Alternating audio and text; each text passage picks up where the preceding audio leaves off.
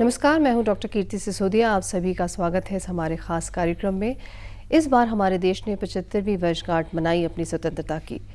ये स्वतंत्रता दिवस इस बार इसलिए भी खास रहा क्योंकि हमने 75वीं सालगिरह तो मनाई ही, साथ ही साथ हमारे देश के प्रधानमंत्री नरेंद्र मोदी ने साबरमती आश्रम अहमदाबाद से अमृत महोत्सव की शुरुआत की, जो कि 15 अगस्त 2023 तक जारी रहेगा। आज के हमारे इस खास कार्यक्रम में हम बात करेंगे इसी महोत्सव की और उससे जुड़ी कई जानकारियां लेंगे। और इसके लिए हमारे साथ इस वक्त स्टूडियो में मौजूद हैं रायपुर शहर के सांसद सुनील सोनी जी। आपका बहुत बहुत स्वागत है सुनील। नमस्कार। जैसे कि हम सभी जानते हैं कि इस बार प्रधानमंत्री जी ने अमृत महोत्सव की शुरुआत की। आप क्या कहना चाहेंगे? एक नए भारत के स्लोगन के साथ इस महोत्सव की शुरुआत की गई है कि भविष्य का नया भारत। आप इसे कैसे देखते हैं? मैं सबसे पहले तो अपने देश के प्रधानमंत्री नरेंद्र मोदी जी को जन्मदिन की बहुत बहुत बधाई और शुभकामनाएं देता हूं और ईश्वर से प्रार्थना करता हूं कि आप दीर्घायु हों, शतायु हों। और ये 17 तारीख से लेके 7 अक्टूबर तक के जो उनके मुख्यमंत्री, गुजरात के मुख्यमंत्री जब उन्होंने शपथ लिया था 2001, वो 7 अक्टूबर के पूर्ण होगा। तो 20 साल अनवरत जो है उन्होंने प्रदेश और देश की जो सेवा की है, उसके लिए सेवा ही समर्पण, ये कार्यक्रम पूरे देश भर के अंदर में हमारे कार्यकर्ता कर रहे हैं।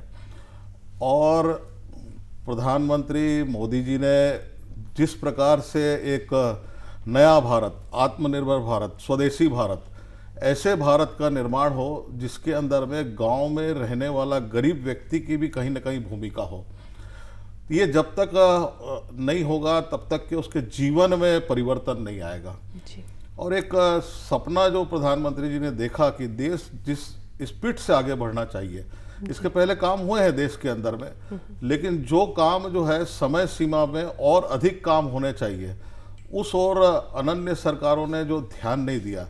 तो आज इस सरकार ने कि अंतिम व्यक्ति जो है, जो गांव में रहने वाला है, गरीब आदमी है, उसके जीवन में परिवर्तन आएगा, उसको भी लगेगा कि केंद्र में मेरी सरकार है, मेरे प्रधानमंत्री है। इस बात का जब तक कि उसको एहसास ना हो तो अनवरत जो है उनके लिए जो है अनेक योजनाओं को बनाना जी। और इसके तहत जो प्रधानमंत्री जी ने आज, मैं कहूँ कि 220 योजनाएं जो आम आदमी के जीवन में परिवर्तन करने वाली योजना है। मैं भी इस शहर में 2 बार मेयर रहा, लेकिन मैंने सपने में नहीं सोचा था इस बात को। मैंने भी सफाई मित्र अभियान चलाया था जी। लेकिन लाल किले से 2014 में प्रधानमंत्री जी ने जिस प्रकार से जो स्वच्छता अभियान का जो आह्वान किया, वो अपने आप में हम लोगों जैसे लोगों के लिए तो है, सारे देश के लिए एक सीख का विषय है कि ये एक मिशन बन गया, एक आंदोलन बन गया। और इसके पीछे बड़ा विजन कि अगर स्वच्छ भारत रहेगा तो स्वस्थ नागरिकों की फौज होगी। ये लॉन्ग टर्म।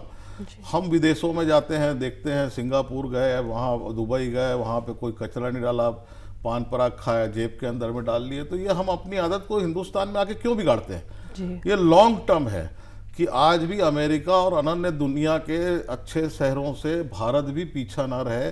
तो ये लॉन्ग टर्म विजन, यही नया भारत है। आने वाले समय में अमृत महोत्सव मतलब कि अनवरत काम करने वाले ये सारे विषय हैं। तो एक अच्छा भारत हो, इस भारत के अंदर में गरीब आदमी के जीवन में परिवर्तन आए। उज्ज्वला गैस लाया जी। एक हमारी माता बहनें कभी जीवन में नहीं सोचती थी, वो लकड़ी में आंख जलाकर जो है बनाती थी। मेहमान आते थे तो समय पे चाय नहीं पिला पाते थे। आज उसको भी गैस सिलेंडर मिला, गैस चूल्हा मिला, उसके जीवन में परिवर्तन आया। हम प्रदूषण इस देश के अंदर में कम हुआ। और मैं तो सांसद बनने के बाद में जब मैंने गांव-गांव में देखा जी। कि हमारी माता बहनें 2 किलोमीटर 3 किलोमीटर पानी भरने जाती है, थक जाती है वो, और उसके बाद में बच्चों को स्कूल भेजना, बुजुर्गों की सेवा करना, खाना बनाना, वो रात के सोचती है क्या मेरा जीवन किसी इसी मेहनत के लिए है। तो उसके लिए जल जीवन योजना हर घर के अंदर में नल हो जी। और ये अपने आप में कि व्यक्ति को घर के अंदर में स्वच्छ पानी मिलेगा, उसकी मेहनत, उसकी ऊर्जा जो है वो अन्य भारत में नया भारत, तो उसके काम के अंदर में वो आधुनिक सिलाई में समाहित नहीं है, तो वो झोले सिलकर बेच के अपने परिवार की आर्थिक उन्नति करना चालू कर देगी। इसी प्रकार से अनेक योजनाएं हैं जो गरीब आदमी, मैं तो जब बस्तर का भारतीय जनता पार्टी प्रदेश उपाध्यक्ष के नाते जब मैं बस्तर में घूमता था तो मैं पूछा एक जन से, ये मकान किसने बनाया? बोले मोदी जी ने बनाया। मैं उसकी आंख की चमक और चेहरे के भाव पढ़ रहा था कि उसको जीवन का सब कुछ मिल गया। उसने कभी इस बात को नहीं सोचा था कि मैंने जीवन के अंदर भी मेरा एक पक्का मकान होगा। तो प्रधानमंत्री आवास के अंदर में सारे पूरे लोगों को पक्का मकान मिले। इस देश के अंदर में जो सूची में उनको 2022-23 तक के हो, छत्तीसगढ़ के अंदर भी 11 लाख मकान स्वीकृत है। तो इस प्रकार की जो अनेक योजनाएं, आम आदमी के जीवन में परिवर्तन करने वाली योजनाएं हैं।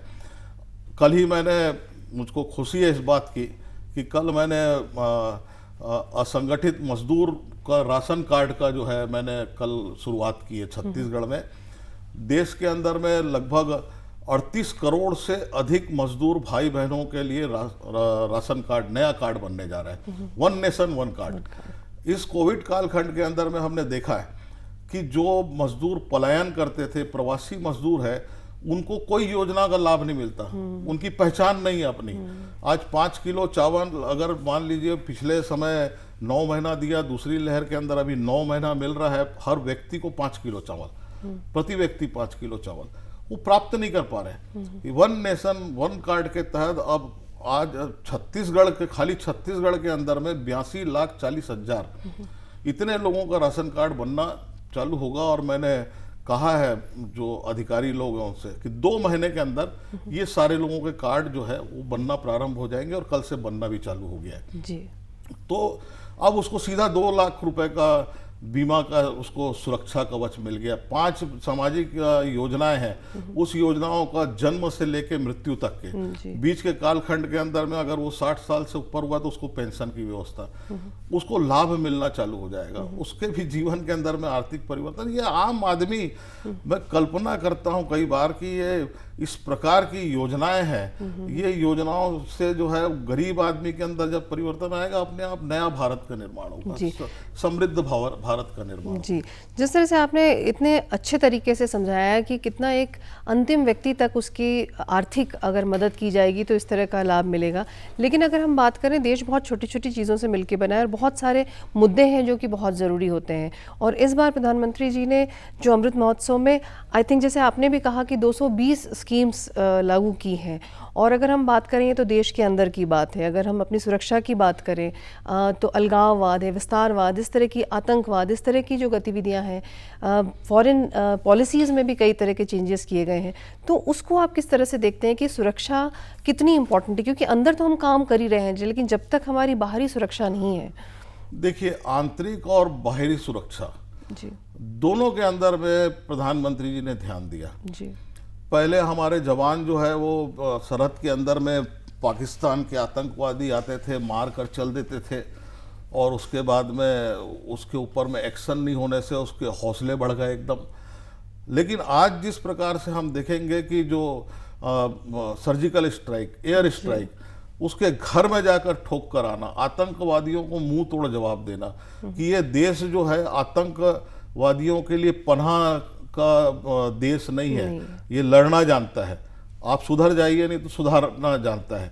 तो ये जो एक आत्मविश्वास, एक ताकत जो प्रधानमंत्री जी के नेतृत्व में इस देश को पहली बार देखने को मिली है, वो अपने आप में जो है, और हमको खुशी है इस बात की कि हमको गर्व भी है इस बात का कि आज पूरे विश्व के अंदर में आज जिस प्रकार से हिंदुस्तान का नाम स्थापित हो रहा है और प्रधानमंत्री जी मोदी जी को हर बात पर जो है, चाहे वो अमेरिका हो, आज अमेरिका जो है वोट मांगने के लिए अगर मोदी जी का उपयोग करता है तो ये हमारे लिए अपने आप में गर्व की बात है कि आज जहां पर अमेरिका हो, ऑस्ट्रेलिया हो, अन्य देशों के अंदर में प्रधानमंत्री मोदी जी जाते हैं, मोदी मोदी चिल्लाते हैं, नारे लगाते हैं, खुशी के साथ में नारे लगाते हैं, ये हमारे लिए गर्व है। और प्रधानमंत्री जी ने देश के अंदर विदेश नीति में अगर देखेंगे तो जो लोग आलोचना करते थे कि आज प्रधानमंत्री जी जो है वो लगातार विदेशों में घूमते हैं और ये चीज हमको देखने मिल रही है। आज देखिए, पाकिस्तान के साथ में चाइना को अगर छोड़ दे तो पूरा विश्व हमारे साथ में खड़ा है। तो ये अपने आप में इस देश के लिए बहुत बड़ी उपलब्धि है और हमको गर्व है कि हमको ऐसे प्रधानमंत्री हमको प्राप्त हुए हैं जिन्होंने पूरे विश्व के अंदर में एक भारत की पहचान बनाई। कोविड कालखंड के अंदर में आज जो है भारत ने सबसे पहले वैक्सीन बनाया और एक नहीं 2 वैक्सीन बनाया। उन्होंने पूरे विश्व को वैक्सीन दिया जी। कि आज पूरे विश्व के अंदर में कि विश्व पूरा मेरा परिवार है और उस परिवार को भी इसका लाभ मिलना चाहिए, इस सोच के साथ में। तो आज जो प्रधानमंत्री जी की सोच जो है देश के साथ में विश्वव्यापी सोच जो है उसका लाभ भी भारत को मिल रहा है। और आज आत्मनिर्भर भारत के अंदर में कोविड कालखंड में अगर हम देखें तो हमारे पास में N95 मास्क नहीं, PPE किट नहीं, कुछ नहीं, हमारे पास टेस्टिंग के हमारे लैब नहीं। उसको खड़ा करना और खड़ा करके केवल इसकी कल्पना करने की, लोगों को सोचने की जरूरत है कि एक लैब से जो है हम हजारों लैब तक के इस देश में पहुंचे और कोविड की लड़ाई की जंग के अंदर में हम विजय की ओर बढ़ रहे हैं। लेकिन अभी भी सावधानी की आवश्यकता है कि अब तीसरी लहर की एक गूंज है, उसके अंदर हमको सावधानी की आवश्यकता है। वैक्सीनेशन की ओर जो है लोगों को अधिक से अधिक वैक्सीन लगाना चाहिए। विश्व का रिकॉर्ड तोड़ा हमने 17 तारीख के प्रधानमंत्री जी के जन्मदिन के अंदर में 2.25 करोड़ से अधिक लोगों ने वैक्सीन लगाया। तो ये वैक्सीन की उपलब्धता में भी कहीं कमी नहीं है। और आंतरिक सुरक्षा के अंदर भी हम पहले देखते थे कि कोई भी आता था वहाँ पे साइकिल बम फूट गया, मुंबई के अंदर, दिल्ली के अंदर में अन्य बम फूट दिया और वो पकड़ में नहीं आते थे। लेकिन इस 2014 से आज 2021 में बैठे हैं, देश में ऐसी घटनाएं होना बंद हो गया। तो भय होना चाहिए और वो भय देश हित का भय है। और उस भय को जो है आतंकवादी, अलगाववादी, इस देश के विघटनकारी, उनके अंदर में जो भय पैदा हुआ, ये भारत की बहुत बड़ी उपलब्धि है। जी, जिस तरह से आपने कहा कि प्रधानमंत्री नरेंद्र मोदी जी ने अंतर्राष्ट्रीय पटल पर भारत की एक छवि बनाई है और बहुत ही मजबूत और सुदृढ़ छवि बनाई है, उसी तरह से उनका बहुत जोर रहता है कि हम मैन्युफैक्चरिंग सेक्टर में भी हम अच्छा करें। और इसीलिए उन्होंने वोकल फॉर लोकल के लिए और मेक इन इंडिया को इतनी तरजीह दी है कि आप इस पे काम करें और हम मैन्युफैक्चरिंग सेक्टर में नंबर 1 बने, जिससे कि हमारी डिपेंडेंसी वर्ल्ड पर ख़त्म हो। इसमें क्या उनका विजन है और किस तरह से ये इम्प्लीमेंट होगा? देखिए, इसके पीछे में कि देश आत्मनिर्भर भारत, स्वदेशी भारत जी, कि जब तक के अपने देश के अंदर में निर्माण नहीं होंगे, अपने देश के अंदर में गांव में रहने वाली हमारी माता बहनें अगर जो है वो कहीं पे बड़ी बनाती है, पापड़ बनाती है, इसको अगर जब तक के इंटरनेशनल मार्केट ना मिले, इनका पैकिंग इतना अच्छा हो, हमारे देश में जो बनाने वाले जो लोग हैं वो अन्य देशों के 5 रुपए को चिप्स को यहाँ 40 रुपए में बेच कर जाते हैं। और चाइना का कोई मॉडल रहता है वो 5 रुपए का रहता है, हम 100 रुपए में खरीदते हैं। बंद होना चाहिए। क्वालिटी सुधार जी। सबसे बड़ा ध्यान अगर प्रधानमंत्री जी ने दिया है तो MSME, उसके अंदर जो 3 लाख करोड़ रुपए का जो लोन दिया कि वो छोटे सूक्ष्म उद्योग, लघु उद्योग ये आगे बढ़े और आगे बढ़कर जो है ऐसे ब्रांड तैयार करे, ऐसी क्वालिटी तैयार करे कि जिसकी मांग जो है अनन्य देशों के अंदर में हो। तो भारत की आर्थिक व्यवस्था भी सुधरेगी और साथ में उनकी भी आर्थिक प्रगति होगी। तो इस ओर जो है प्रधानमंत्री जी ने जो ध्यान दिया है वोकल फॉर लोकल, तो लोकल व्यक्ति का जब जो प्रोडक्ट है उसको अनन्य देशों के अंदर में जाए, हम आयात की नहीं निर्यात की ओर बढ़े। इस ओर जो है वो आने वाले समय में भारत में ये होना चालू हो गया है। और आज हम बहुत सारी वस्तुओं को जो है हम बाहर भेज रहे हैं। इसका बहुत सारे डाटा है, अगर कहूँगा तो 1-1.5 घंटा लगेगा कि हम बहुत सी वस्तुओं को हम बाहर भेज रहे हैं उसके अंदर। और जिस तरह से जैसे आपने ये कहा कि एक तो ये महिलाओं के लिए हो गया, कुटीर उद्योगों के लिए हो गया, दूसरी तरफ अगर हम देखें तो टेक्नोलॉजी को भी उन्होंने बहुत जगह दी है कि उसमें भी आप जैसे स्टार्टअप्स के लिए काफ़ी एक फंड रखे गए हैं, कई स्कीम्स बनाई गई हैं, मतलब युवा को भी कैप्चर किया गया है। तो एक तरीके से हर वर्ग को अगर हम देखें तो उन्होंने कैप्चर करके किया है। तो आने वाले समय में आपको क्या लगता है कि जो एक स्लोगन रहा है कि सबका साथ, सबका विकास और सबका विश्वास, उसके साथ एक स्लोगन में एक ऐड किया गया है कि सबका प्रयास, तो ये प्रयास, क्योंकि कोई भी नीतियां बनती तो हैं लेकिन उनका जो क्रियान्वयन होता है वो उस लेवल पर उनके विभाग, प्रतिनिधित्व, नागरिक, कर्मचारी, सभी उनका अपना अपना योगदान होता है। तो किस तरह से ये प्रयास किया जाए कि जो एक उन्होंने सपना देखा है वो पूरा हो। देखिए, वैज्ञानिक क्षेत्र के अंदर में जो विज्ञान आगे बढ़ रहा है, जी। टेक्नोलॉजी आगे बढ़ रही है, उस टेक्नोलॉजी का जब तक के उपयोग नहीं होगा तब तक के लोगों को हक नहीं मिलेगा। आज 1 रुपए अगर प्रधानमंत्री मोदी जी वहां देते हैं तो उसके खाते में 1 रुपया मिलता है। और इसका जो सबसे बड़ा है कि आज हम देश के अंदर में 42 करोड़ से अधिक लोगों के जो खाते खुलवाए बैंक के अंदर में, जनधन योजना चालू की, और तो इससे जो है देश के अंदर में जो भ्रष्टाचार रुका, और भ्रष्टाचार रुकने के कारण जो है लोगों को उसका लाभ मिलना चालू हुआ। नए युवकों को जो है वो अनेक उसके द्वार खुले हैं कि वो केवल नौकरी करना, सरकारी नौकरी की ओर न भागे, वो अपने आप को, मुद्रा बैंकिंग है, अनन्य योजना है, उसके माध्यम से अपने आप को तैयार करके वो 1 2 3 4 5 लोगों को काम दे। इस प्रकार से युवाओं को भी खड़ा करने का जो है सरकार ने अनेक नीतियां बनाई है, और हर क्षेत्र में बनाया। आप देखेंगे युवाओं को खेल के प्रति जो है खेलो इंडिया, ओलंपिक के 3 साल पहले से जो है एक देश के अंदर में खेल का माहौल बनाया, और उसका परिणाम ये हुआ कि ओलंपिक में हम गोल्ड पदक, सिल्वर, कांस्य पदक हम प्राप्त किए। एशिया गेम्स के अंदर में हम बहुत आगे बढ़ गए। तो युवाओं की ओर जो है वो प्रधानमंत्री जी का एक बहुत बड़ा और नई शिक्षा नीति जो है वो कौशल विकास की जो उसके साथ में जोड़ा है कि युवाओं को आने वाले समय में रोजगार युक्त युवकों की फौज को खड़ा करने का। तो ये जो नई शिक्षा नीति जो है ये आने वाले समय के अंदर में कुछ समय लगेगा, लेकिन देश में एक बहुत बड़ा परिवर्तन आएगा इससे। उनके व्यवहारिक जीवन के अंदर में परिवर्तन आएगा, अनुशासन के आएगा।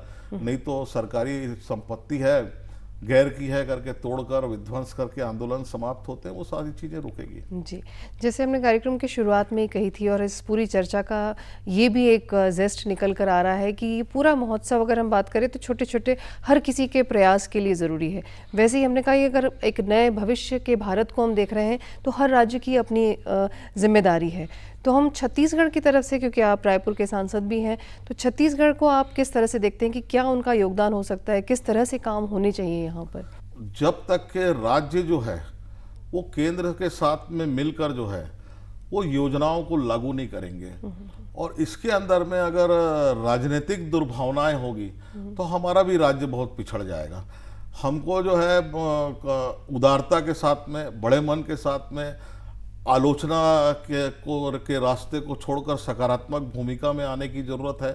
तो ये राज्य जो है हमारा छत्तीसगढ़ जो है भगवान की, ईश्वर की दया से सबसे समृद्ध राज्य है। यहाँ वन संपदा है, यहाँ पे खनिज संपदा है, यहाँ पे सब कुछ है, यहाँ पे अच्छा मैन पावर है। उसका अगर हम उपयोग करके अगर आगे बढ़ेंगे तो मैं समझता हूँ कि इस देश के अंदर में सबसे आगे छत्तीसगढ़ राज्य होगा।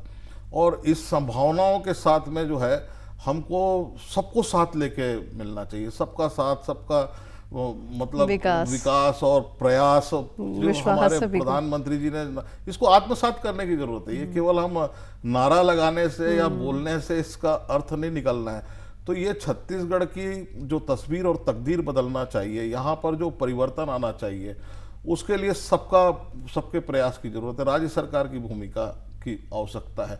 केंद्र आपको भरपूर मदद करती है जी, और केंद्र करेगी आपको मदद। ये भी हिंदुस्तान का एक हिस्सा है। प्रधानमंत्री जी कभी दुर्भावना से काम नहीं करते हैं। मैंने जब भी एक सांसद होने के नाते अगर मैंने देखा कि केवल मैं रायपुर लोकसभा की बात करूं कि इस कोविड काल खंड का मेरा इतना कठिन कार्यकाल अभी चल रहा है कि मैं भी अपने आप से मैं दुखी हूँ, असंतोषी हूँ कि मैं काम करने वाला आदमी बहुत सारे काम मैं नहीं कर पा रहा हूँ। लेकिन फिर भी प्रयास किया मैंने। तो गडकरी जी के पास में गया। टाटीबंध के अंदर रोज एक्सीडेंट होते थे। उस एक्सीडेंट के अंदर में जो है लोगों की मृत्यु होती थी। तो वहाँ पर एक फ्लाईओवर आना चाहिए। तो 4 लेन 6 लेन का फ्लाईओवर तत्काल 119 करोड़ रुपए का स्वीकृत हुआ। मेरे समय में टेंडर हुआ, मेरे समय में काम चालू हुआ। आने वाले साल में हम उसका लोकार्पण कर देंगे। तो ये केवल मैं अपनी उपलब्धि नहीं गिना रहा हूँ। ये जो है ये राज्य सरकार भी अगर हमसे सहयोग चाहती है, मैंने राज्य सरकार को हमेशा कहा है इस बात को, मंच में भी कहा है इस बात को, मैं भारतीय जनता पार्टी का सांसद जरूर हूं, लेकिन केंद्र की योजना रोकने के लिए मैं सांसद नहीं बना हूं। मैं केंद्र की योजना यहाँ पर आए, छत्तीसगढ़ के लोगों को लाभ मिले और छत्तीसगढ़ के लोगों के जीवन में परिवर्तन आए, इसके लिए हम सांसद बने, दुर्भावना के लिए हम सांसद नहीं बने। तो आपने विकास की जैसे बात की और इस महोत्सव की आगे की एक लाइन भी है कि विकास यात्रा, अमृत महोत्सव और विकास की यात्रा। तो विकास को आप, जैसे आपने हालांकि कहा कि नीतियां बहुत हैं, क्रियान्वयन में समन्वय नहीं है, लेकिन फिर भी जो बीते समय में क्या क्या काम ऐसे हुए हैं रायपुर के सांसद होने के नाते, और क्या आप आगे काम करना चाह रहे हैं और जो अभी पाइपलाइन में है? देखिए, कुछ काम मैंने सोचा था, मैंने कहा टाटीबंध का फ्लाईओवर बनना चालू हो गया। मैंने एक देखा था कि एम्स को जो है मैं सरोना स्टेशन से जोड़ दूं, क्योंकि आदमी सरोना स्टेशन में उतरता है और 2.5-3 किलोमीटर घूमकर एम्स जाता है। उसको जोड़ दिया मैंने। 6 महीना पहले मैंने लोकार्पण भी कर दिया। उसमें रेलवे है, अन्य विभाग है, सब लोगों ने उसके अंदर में सहयोग किया। तो अब एम्स जो है 242 मीटर के अंदर में आदमी एम्स पहुंच जाएगा। पाव किलोमीटर के अंदर में अब आदमी एम्स पहुंच जाएगा। आयकर ट्रिब्यूनल व्यापारियों के लिए था, उसको विद फंडिंग लेकर भी आ गया मैं। साथ में एक कुष्ठ अनुसंधान केंद्र है हमारे यहाँ, जिसका ओटी वगैरह सब बंद पड़ा है, उसको भी अपग्रेड करने के लिए पैसा लेके आ गया। उसको भी आने वाले कोशिश करूंगा कि इसी साल जो है उसका लोकार्पण भी हो जाएगा। तो इस प्रकार से अनेक काम, 200 करोड़ से अधिक का प्रधानमंत्री सड़क, अभी सीआरएफ के अंदर में 200 करोड़ से अधिक का मैंने सड़कों का प्रस्ताव दिया है। वो भी आने वाले 2-3 महीने के अंदर में मेरे लोकसभा में सड़कों का जाल बिछना प्रारंभ हो जाएगा। तो ये अनेक प्रयास जो है ये हम लोग सब लोग मिलकर करेंगे तो छत्तीसगढ़ अच्छा होगा। और रायपुर लोकसभा के अंदर में इतने कम समय के अंदर में मैंने कोशिश किया है कि अधिक से अधिक काम, जल जीवन योजना प्रारंभ हो गया, लगभग मैंने अपने लोकसभा में टेंडर हो गए हैं, काम चालू भी हो गया, अनेक 50%, 35% गाँव के अंदर काम चालू हो गया। आने वाले 2 महीने में चालू हो जाएगा। 2022 तक के मेरी कोशिश होगी कि हर घर में 2022-23 तक के हर घर में जो है नल कनेक्शन के माध्यम से पानी पहुंचना चालू हो जाए। अनन्य जो मेरे पास में प्रस्ताव आते हैं वो सब प्रस्तावों पे काम हो रहे हैं जी। और ये होंगे। और आने वाले समय में केंद्र के भी मैंने अनेक मंत्रियों से भी कहा है और उन प्रस्ताव को केंद्र तक पहुंचाने का एक जो डाकिए का एक काम होता है, एक जनप्रतिनिधि का काम होता है, उसको करने का प्रयास कर रहा हूँ। जी, बहुत बहुत धन्यवाद सोनी जी, आपने इतने अच्छे से सारा अमृत महोत्सव और विकास यात्रा के बारे में बताया, क्योंकि ये सब्जेक्ट अपने आप में इतना वास्ट है कि एक छोटे से कार्यक्रम में हम इसको पूरा ख़त्म नहीं कर सकते हैं, लेकिन फिर भी आपने जिस तरह से बताया हमारे दर्शकों को इस पूरी एक रूपरेखा और इसका विजन और मिशन बहुत अच्छे से समझ में आया होगा। आपका बहुत बहुत धन्यवाद, आप इस कार्यक्रम में आए और हमें इतनी जानकारी दी। धन्यवाद।